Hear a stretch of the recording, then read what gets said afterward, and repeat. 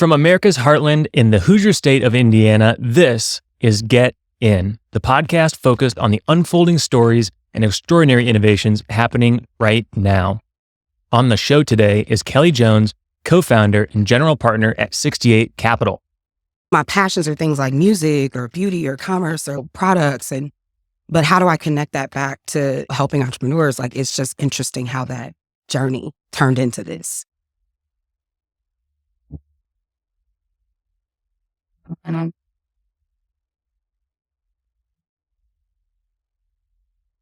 Kelli Jones is the co-founder and general partner at 68 Capital, which is the first Indiana-based venture capital firm dedicated to investing in undercapitalized founders, including Black, Latinx, women, LGBTQ+, and disabled founders.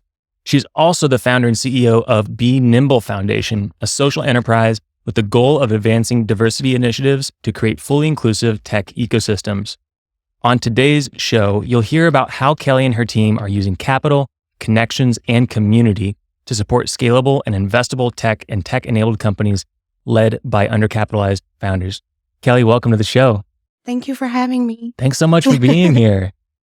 Just before the show, you were talking about some of the travel you've been doing. Tell us a little bit about where you've been lately. And obviously, you can't divulge all details of what companies you're investing in and what LPs are jumping into the fund. But I feel like I'm always on the road. I think essentially since everything has gotten started back with people doing things in person again and moving away from things being virtual, it's just been a ton of travel. So I think, I've been home maybe a total of 1 full week, maybe once this quarter or on the past quarter. I've been to New York.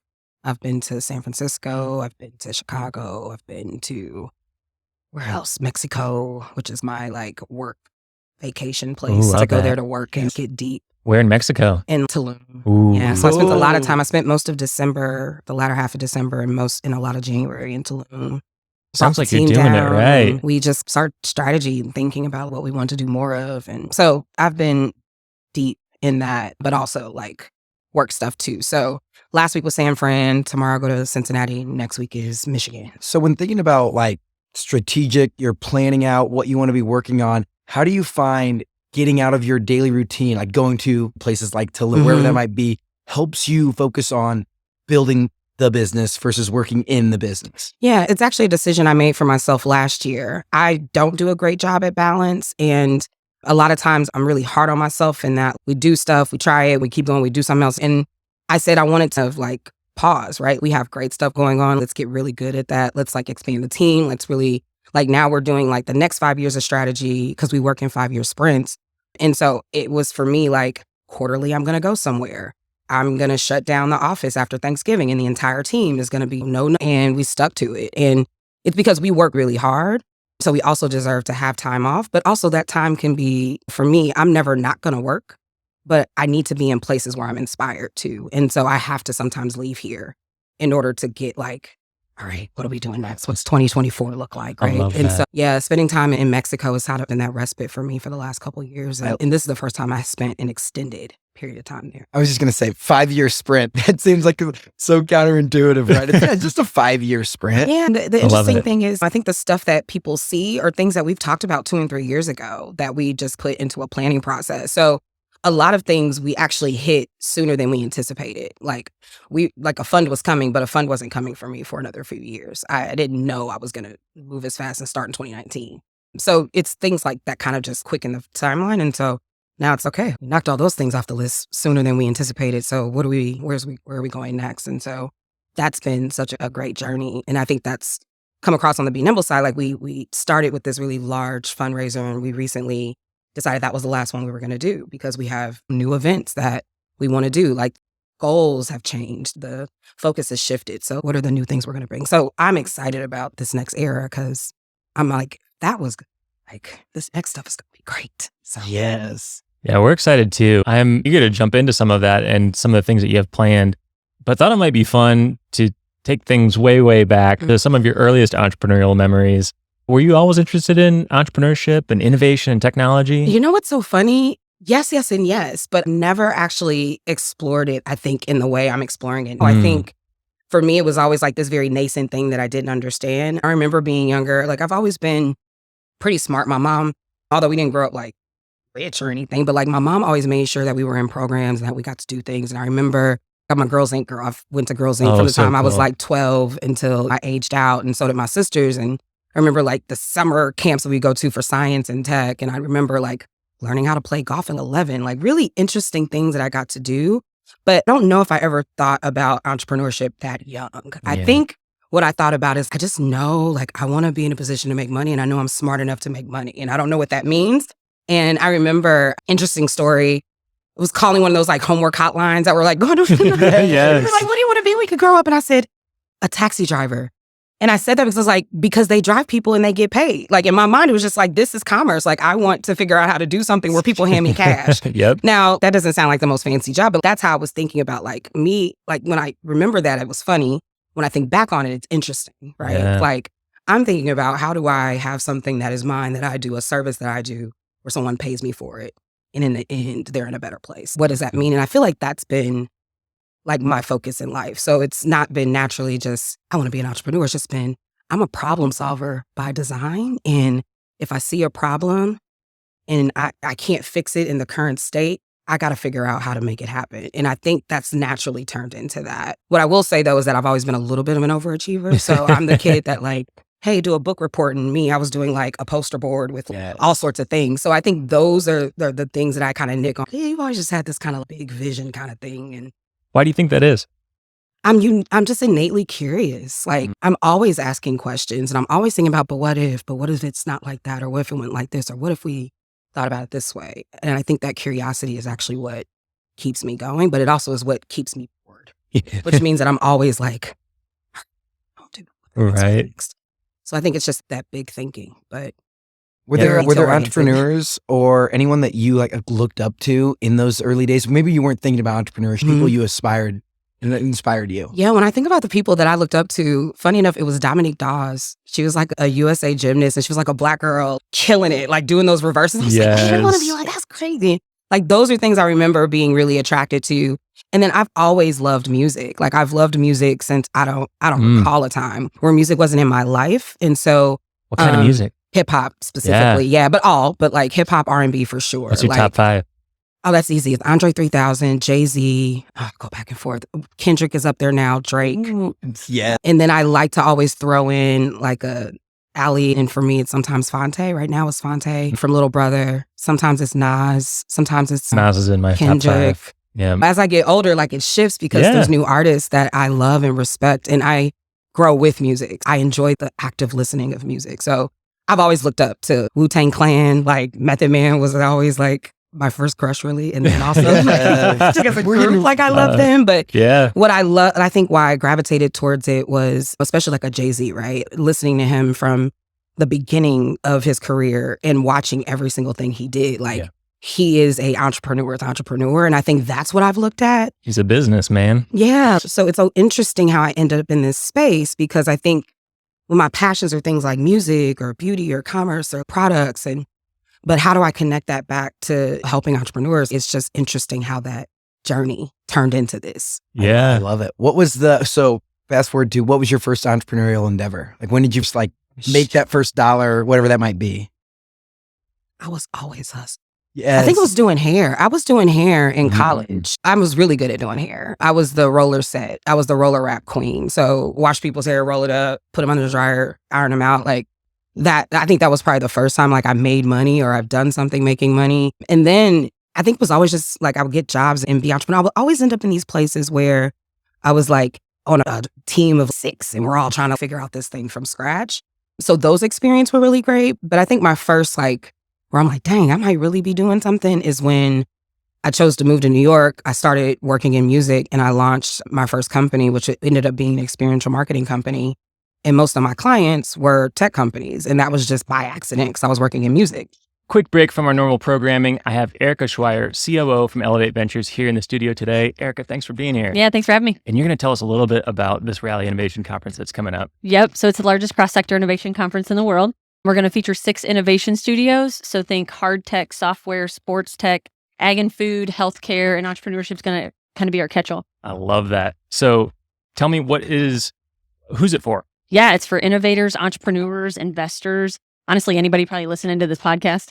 And it's going to be a multi-day thing that's happening Multi-day. in downtown Indianapolis. Yep. People coming in from all over the country and maybe even all over the world to be here. That's our hope. Yep. And the dates are actually August 29th through the 31st. Perfect. And if people want to find out more information about speakers, tickets, things like that, where can they go? Yeah. So they just go to rallyinnovation.com and sign up for communications. And they can also get their tickets. I love it.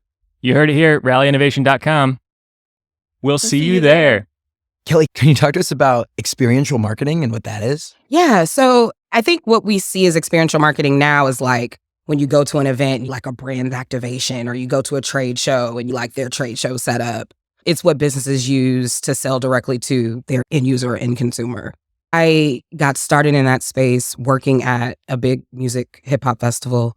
I was over PR marketing and sales and sponsorships. And so brought in like big brands and then came up with what they were going to do. At that time, experiential wasn't as experiential as we know it now. Like I think now people recognize, oh, it's an activation, or oh, this is this. But this was during a time where sponsorships were literally just logos on a on a banner. And for me, I was like, I want to do something that's like really engaging, because we're in like the early precipice of like social media, and like blogs are the way that people are learning about music and like getting the news. And so how do we like create this? I'll take the offline and online experience and turn it into a real life experience. And got to just do some really interesting projects. I think my first real big one was like gutting a bus, turning it into a studio, and then all the artists that performed on the stage recorded a verse, and we turned it into a mixtape that people could walk away with from the concert of original songs.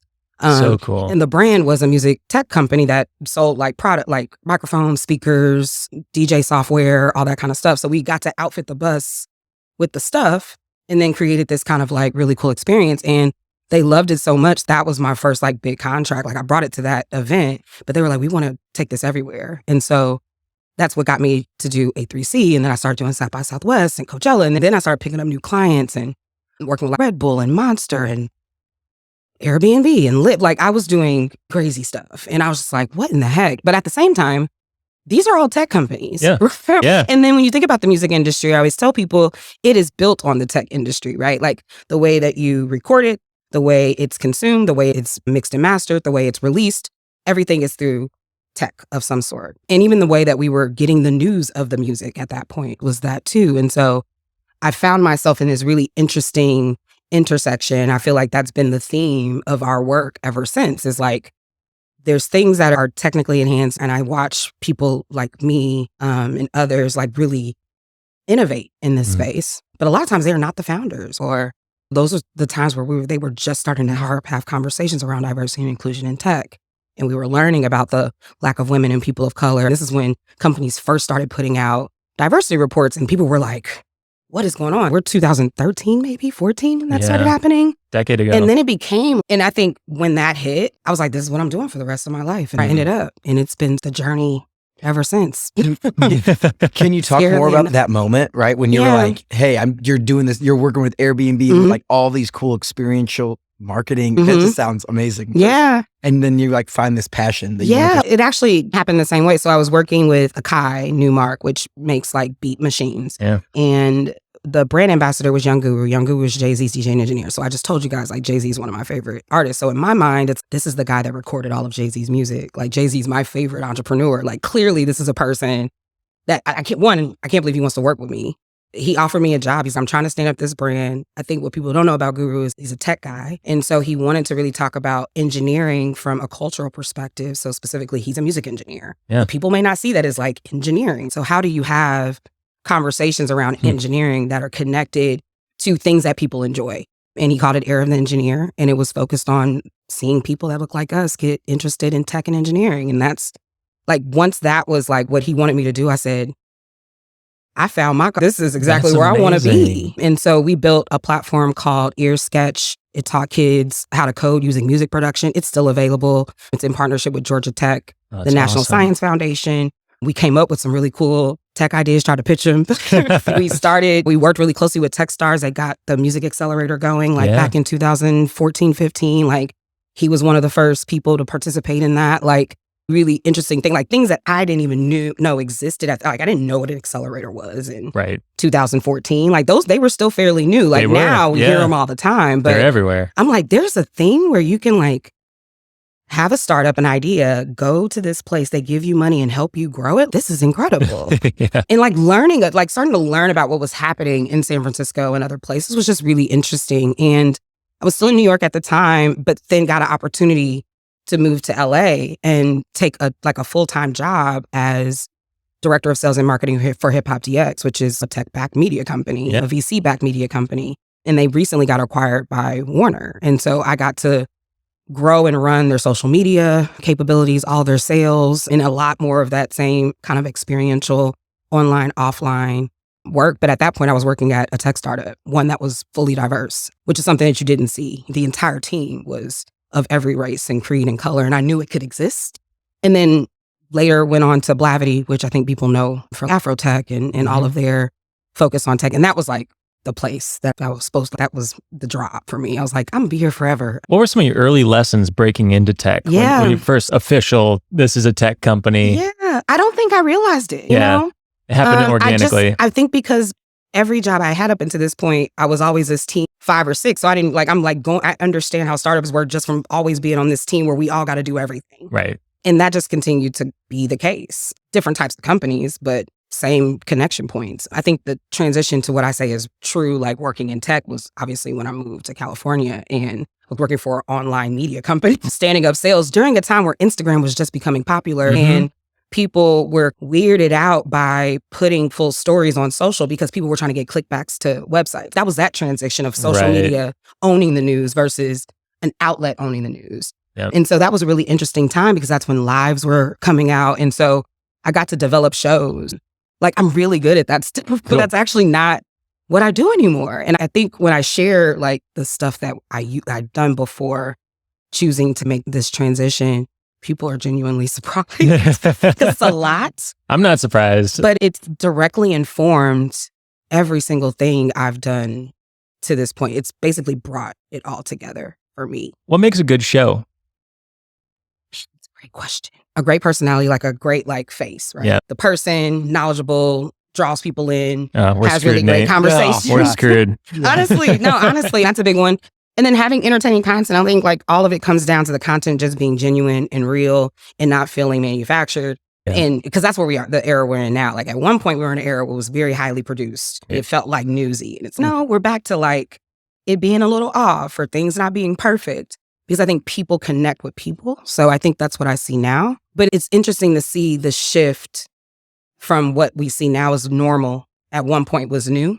Yeah. And I think just watching how that grows is really fun. Yeah, like that big push into like native content, like the rise of TikTok, right? Yeah, people were starting. That was a time where you could sell social, and it was weird to think that you could sell. Like I can sell a post. Yeah, that was that time. Like now we talk about selling posts every day. Like its own industry now. It's called influencer culture. It's creator economy. Like now that is a job. At one point it was like I can get paid just to post something because people like it a lot.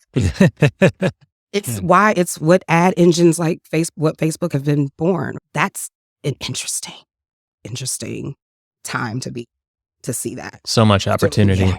So from a Midwest kind of raised, and mostly all of my life in Indiana, I'd love to hear your differences and like your thoughts on, you're in California, but you're in in the tech community in LA at that time versus the hub of San Francisco where these tech unicorns are growing. Or even New York. Yeah. But sometimes like being from the Midwest, we think like California is California. It's this big tech ecosystem all out there when, I just love to hear about how LA was at this time. Yeah. So LA at that time, so we're talking for me, 2014, 15, 16. So one, you're right. I was working in music and entertainment. So that was my surrounding. So I wasn't like around like the tech folks. However, YouTube, Instagram, everybody has offices there. Like where I lived, Netflix was like the Netflix building was next to me. Nice. We were always working with people that worked at those places because they had their offices there because that's where the movies are made and that's where all the studios are.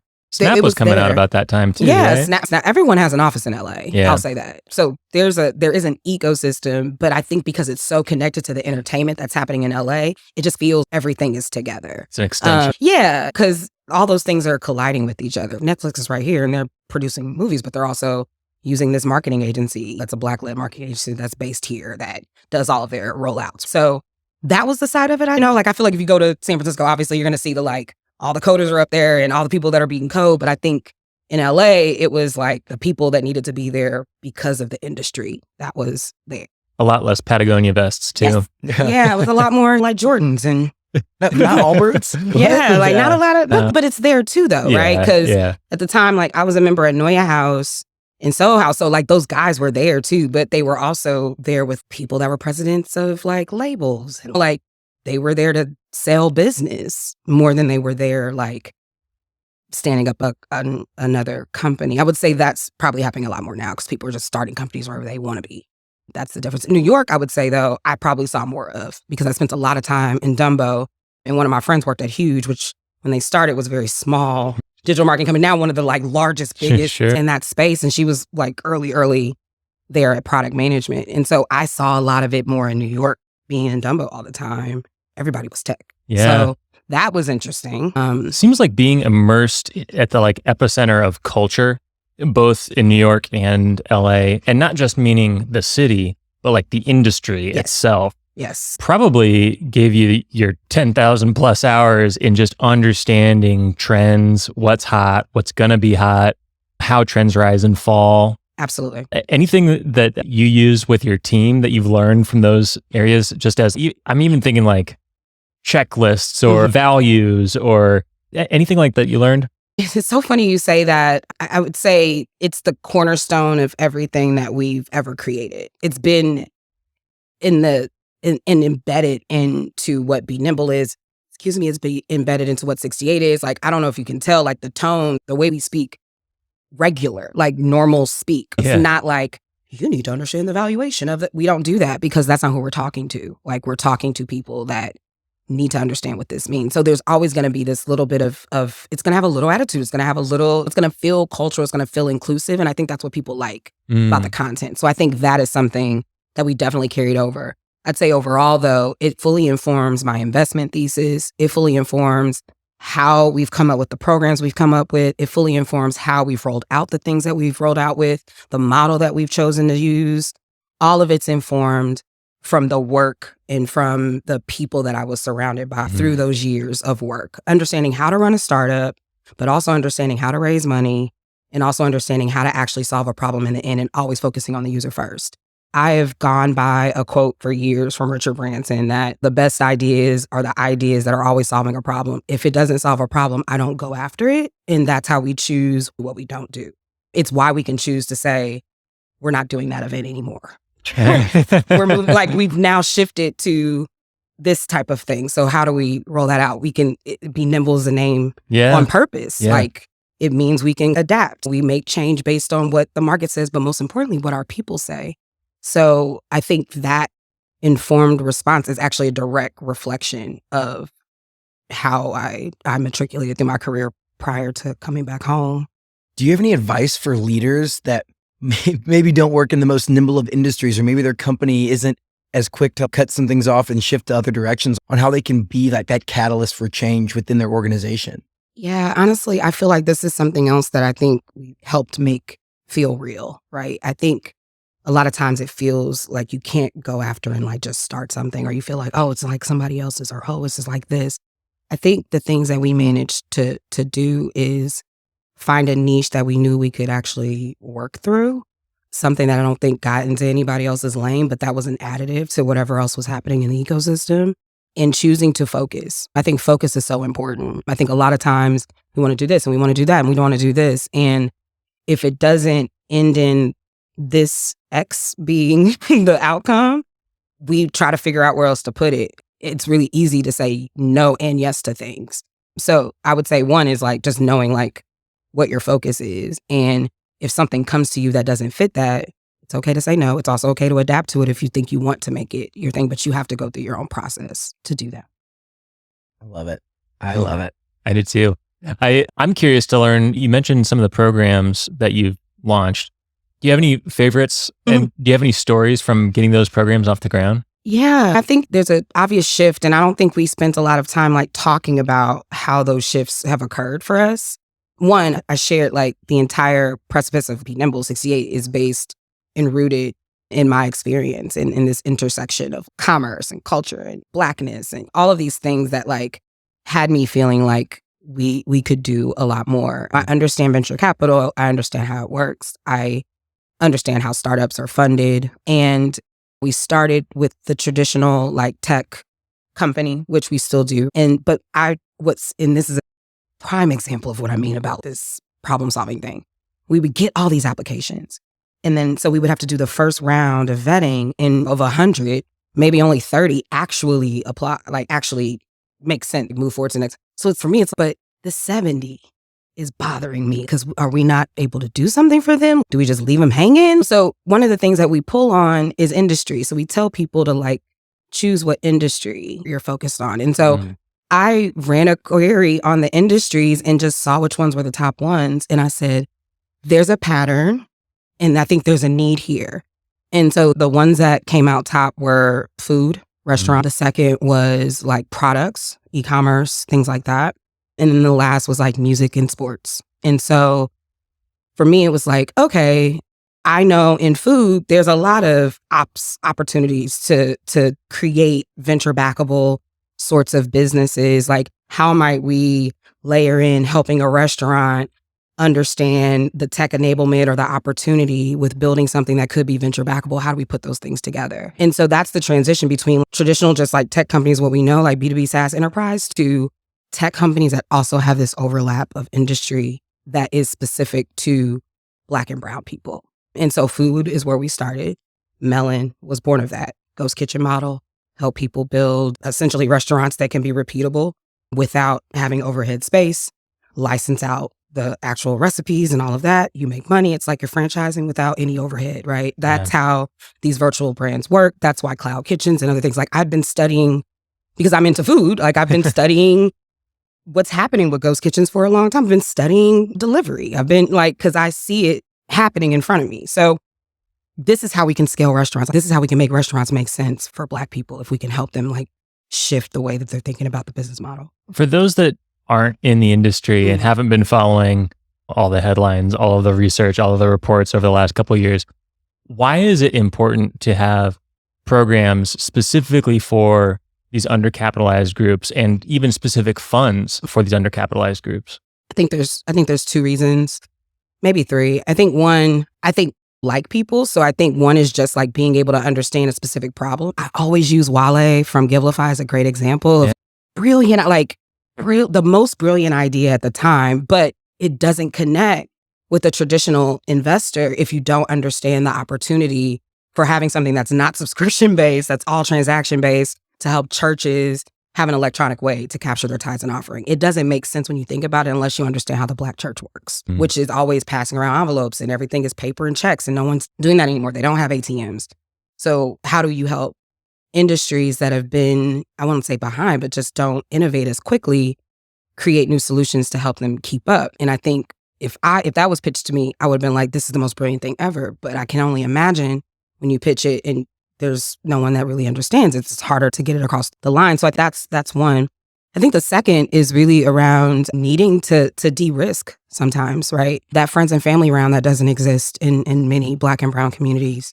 So having the way we've done our programs is, and even our pitches, is like they've always had money attached, because we're going to give it to you regardless. We don't care what you do with it. We know you're probably going to use it for your business. That's the interesting thing, is like most of these people really do just want money for their businesses. Right. I think we don't trust them with that. But I think that's like the capital part had to be there and the support had to be there, because we can support and mentor, but if they're not getting the money they need to move forward, that's what's happening there. But if we're able to work early with companies, help get them de-risked, surround them with support, when they do go raise that first institutional round, they have something that actually is packaged up well.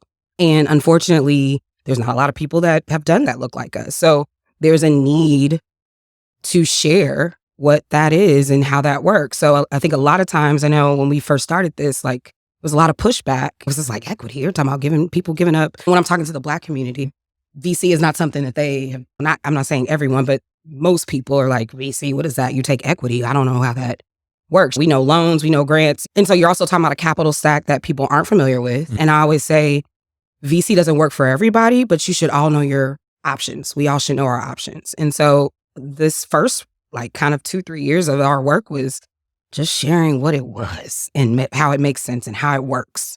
and that you're not actually giving up 80% of your company most times. Like just the information getting out there, which is why, again, we speak like normal people because we have to demystify the thing that's I don't understand. I don't know. That's jabbling, refreshing. But that's the thing. No, I absolutely agree. Like it's, and it feels like a lot of times VC make it more complex to make it seem like it's very gatekeepy. Yeah. I just have to be like that. No. You know, I think, I don't mean to keep going on, but I will say the last thing, because I do have a third, I think is just like showing how it can apply in places that we don't think it applies. That's been my journey, or at least my emphasis, I would say the last couple of years. It's why Melon made sense for me. It's why Add to Cart, which is probably going to be my favorite. I thought Melon was going to be my favorite program. I think it might be Add to Cart. Tell us about that program. Add to Cart is specifically for e-commerce businesses, ones that are looking to scale into retail. And so we do actual like monetary capital, but then there's also technical capital. So building their Shopify store, making sure they have all of the bells and whistles on the back end, making sure they have all the tools they need, data analytics, the whole thing, built a whole team around it, branding, total brand refresh, packaging. But the most important is supply chain and logistics. And so they all have, we have a space, because we got fully funded, thank God. But we have a space where each of them have their own warehouse space and access to third-party logistics partners. And so in like a content studio so they can shoot photos, like the whole 9 yards. Amazing. And that for me, I think is going to be the most transformational because of our focus on kind of this beauty, health, wellness space and the number of women that are building these businesses that are turning into billion-dollar businesses. On 68 Capital, our first investment into a beauty company is a company called We the People, Black-owned body care line. She's been selling direct to consumer.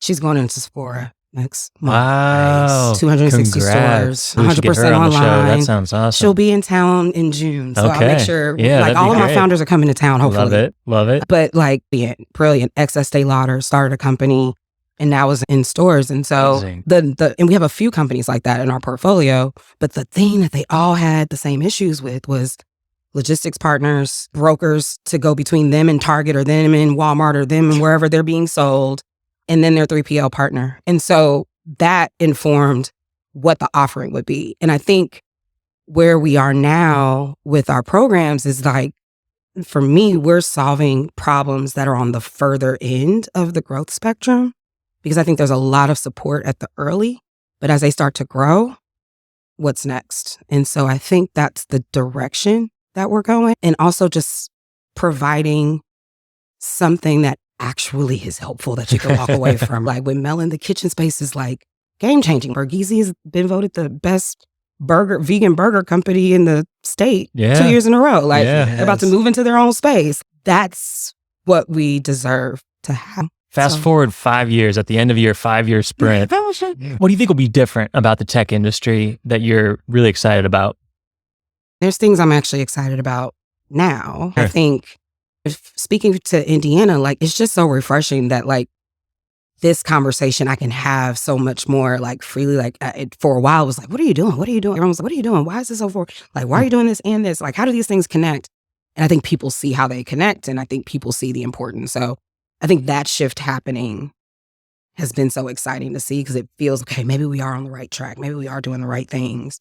What I'm most excited about, or what I want to see, is they're not being aligned between like tech and entrepreneurship, but just like entrepreneurship, and then like how to make sure the entrepreneurship goes well. Like it's really actually one like thing, right? Rather I always say, and I've said this for years, Murdoch, I don't know if he always talks about how I say, I don't see tech as like an industry. I see it as a business model. Like I feel like tech sits on top of whatever it is that you're thinking about, like tech or innovation or whatever you want to call it, sits on top of whatever idea you have. It's the difference between, do you open a barbershop or do you figure out a platform that barbers can use to make transactions quicker? Like I think it's just redefining how you think about what a business is. Yeah, like people use the term tech-enabled company. Yeah. Find me a company that's not tech-enabled in 2023. I don't know one that's not. Like, I'm tech-enabled. My whole body is tech-enabled at this point. But I think that merging of that, all of that, like not being so separate, I think is what I'm most excited about. Because I think then we're really going to be able to see how capital can work in so many different ways. Should we do the lightning round? I have one story that I want to hear, okay. Kelli. So you raise your fund, and Talk to me about the first check you wrote and talk to me about that experience of one, you're now a VC, and two, you just helped fund a business. Man, this story is going to sound so like it was manufactured. Good. I love it. Perfect. My first check was in Qualify. And if Qualify, Darian. He's been on the show. I've known Darian and Qualify and Devin since Darian was still working at I was still at Givelify, if that's any indication. Wow, yeah. I was still at Givelify. Yeah. I remember the first time we met, I was still at Givelify. He was still at the tech company he was at. He rolled over. I think we met at a taco place. He rolled over on his like motorized skateboard thing. And that was the first time we met. And so obviously like he's been in our pitch competitions. He's won our pitch competitions. Like I think I tried Qualify for the first, like one of the first people to try when I was still at Givelify, and then took it to Techstars too and tried it out. And so to see, now we've written 3 checks into Darian. Are we on check 3? Maybe it's 3. Yeah, it's 3. We've done 3 checks now. But he was my first. And there's a company that I've known from the beginning, known him when we didn't have anything, to like seeing where he's gone now. He's 3-4 years in. He's about to raise a Series A. He's getting every customer, has all the hospitals as a customer. Like he and his team are killing. The team is growing. I'm so proud of him. But that's my first check is, I think, the story. It's the meaning behind our work, right? Be Nimble was like the engine, the thing. Like we're trying, we need to do more. 68 comes apart. And then the first thing that we do is write our first check into the first company we wrote, a pretty significant. So I actually have a follow-up question, which is, how did you get the money to write that first check? How do you raise a fund? Oh my gosh. No one's ever people have asked me that like when they want to learn about VC, but no one's ever asked me that in a podcast. I don't know. I feel like it's still a blur. Like I still have PTSD from most of it. You're hustling. I remember. Yeah. It took me a long time. So the funny story is that, I had started soft selling like in 2019. I was still at Techstars, and Wayne Patrick was like the first person who was like, I'm down. Wayne's amazing. I call him my fairy godfather. Like he used to sponsor all of the pizzas at our pitch events when I was in my early 20s, making poor fellow salary. Yeah, he's amazing. And like always behind the scenes too, which is amazing. He was the first person that just said, I think you can do it. I'm down. And I was like, he saw my first decks, and my first decks were terrible. I'm great at decks, but like building that kind of deck was terrible. Sure. So the blessing though was like, I'm like, okay, I'm gonna do it. Paul, who was at Alos at the time, calls me. He's like, I think we're gonna, so also backtrack. Paul and I tried to do a fund together before. Paul's last name is? Ellinger. So he used to be at Alos and now he was at 68. Now he's got his own company, Flamel. So we had tried this before. We didn't get the grant. It was like a federal grant we didn't get. It's like, oh, shit. And he's at Alos. I'm like, still at Techstars, trying to figure out what I'm gonna do. And he's like, are you still thinking about doing this fund? I'm like, yeah, I got a couple of people that are interested. I think Aaron would do something like next level fund, whatever you want to call it. I was like, I think he would. Like, I know I'm gonna have to sell it. Like, I have to get it right, but I feel like we could get it done. And he's like, I think Alos wants to start something. He's like, but I think since you're already working on something, like maybe we can just collaborate. Alos, I call them my accelerator. Like, they supported, they allowed me to like be able to raise full time. Like I got to do like project work for them while like secretly raising this fund. And they helped me with the words and these are the things you need to use, and being able to utilize like their CFO to do our fund admin was like very important. But the act of raising was still something I had to do on my own. I had to sell it.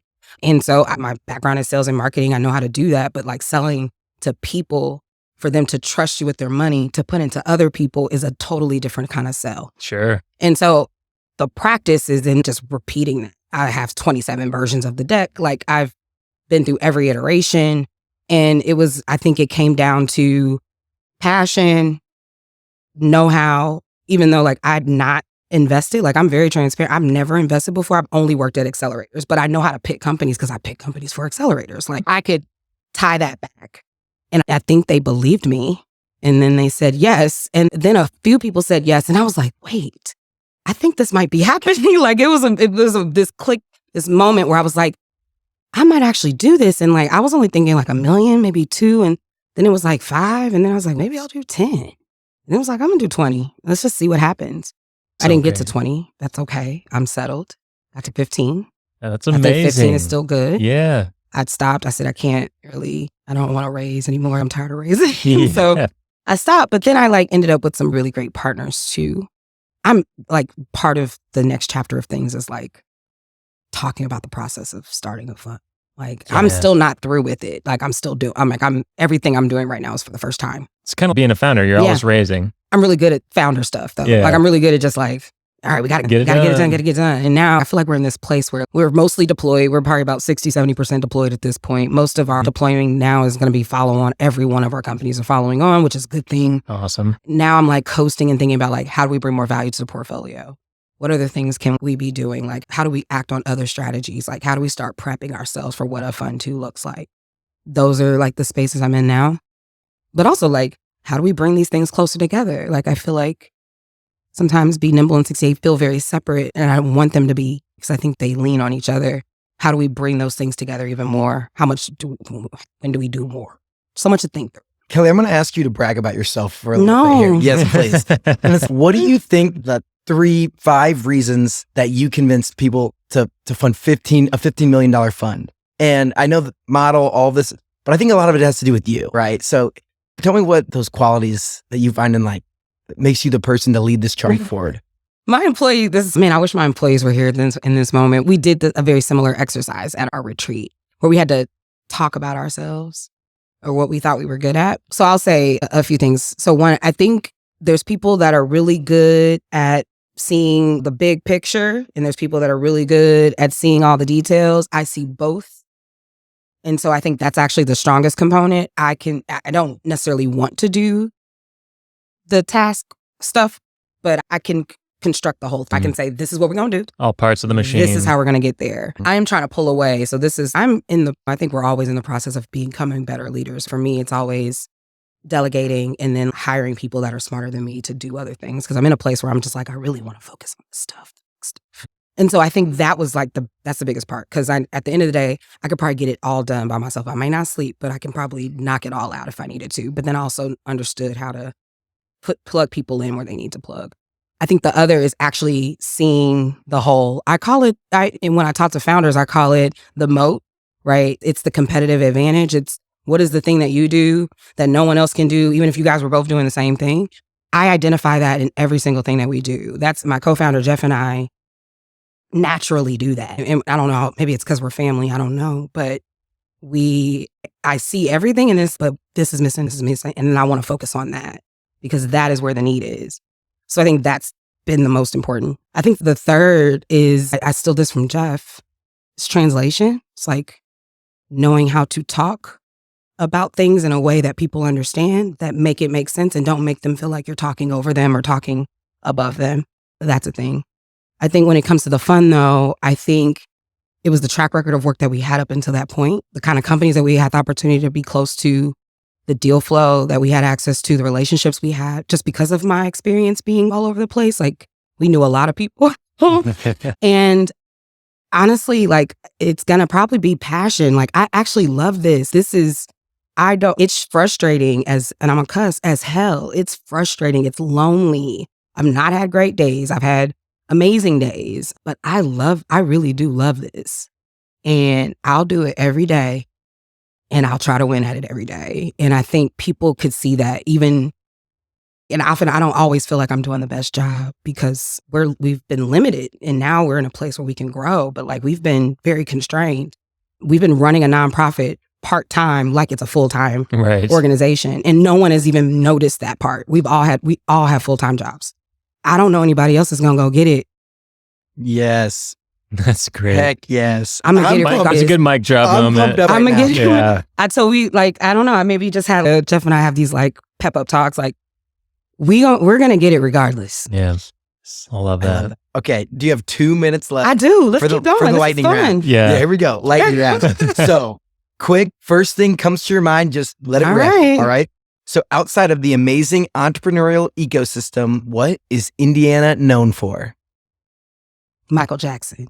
Yes. Great That's the answer. first time. I First love time that. for that one. Okay. What is a hidden gem in Indiana? Naptown Thrift. Oh.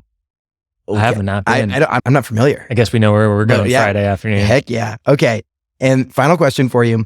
Who is someone that we need to keep on our radar? Someone who is doing big things. Aaron Murdoch. What is Aaron doing? Aaron Murdoch. His name is Murdoch. Okay. I'm always going to give it to young people. 7 House, for sure. They do art shows. They've partnered with us to do Party Way, I think now for 3 or 4 years. Like the Gen Z, the young kids are like, they got stuff bubbling that no one's paying attention to that we need to pay attention to. I love that. They were not on our radar, so Not on my radar. We should make that happen. Boom. Yeah. I love it. Kelli, this was an amazing conversation. Thank you guys. This is so great. Thanks so Create, much. Connect, Collab. I'm going to keep throwing names out there. Fine. And I will say, final thing we got to say is, if people want to get plugged in with 68 or be nimble, what do they do? So I'm Kelli Nicole on everything. So Kelli with an I, Nicole with a K, if you want to connect with me directly. Our emails are on our website, so you can always just go straight to the website. It's 68.capital, benimbleco.com. We're active on social. We're active on LinkedIn. We're really not hard to find. Boom. Come see us. Link it up in the show notes. Yeah. I love it. Kelli, thanks for everything that you do for this ecosystem, both Thank you. locally and nationally, globally. It's amazing what you're doing. I really appreciate you Thank and you. being a part of this community. I'm glad to be here. This has been Get In, a Powder Keg production in partnership with Elevate Ventures. And we want to hear from you. If you have suggestions for a guest or a segment, reach out to Matt or Nate on LinkedIn or on email. To discover top-tier tech companies outside of Silicon Valley in hubs like Indiana, check out our newsletter at powderkeg.com/newsletter. And to apply for membership to the Powder Keg executive community, check out powderkeg.com/premium. We'll catch you next time and next week as we continue to help the world get in. Since you just listened to this podcast, you might be thinking about starting one for your company. Lucky for you, our partners over at Casted have you covered. Casted is the first and only podcast and video marketing platform made specifically for B2B brands. I love this about them. The platform makes it possible to publish, syndicate, amplify, and measure the value of your podcast and video content. In fact, we use it for our podcast here at Powder Keg. And if you're a startup, you should listen up because Casted for Startups is definitely for you. They are offering exclusive deep discounts of up to 82% off retail price for qualifying startups. Connect with Casted at casted.us/powderkeg.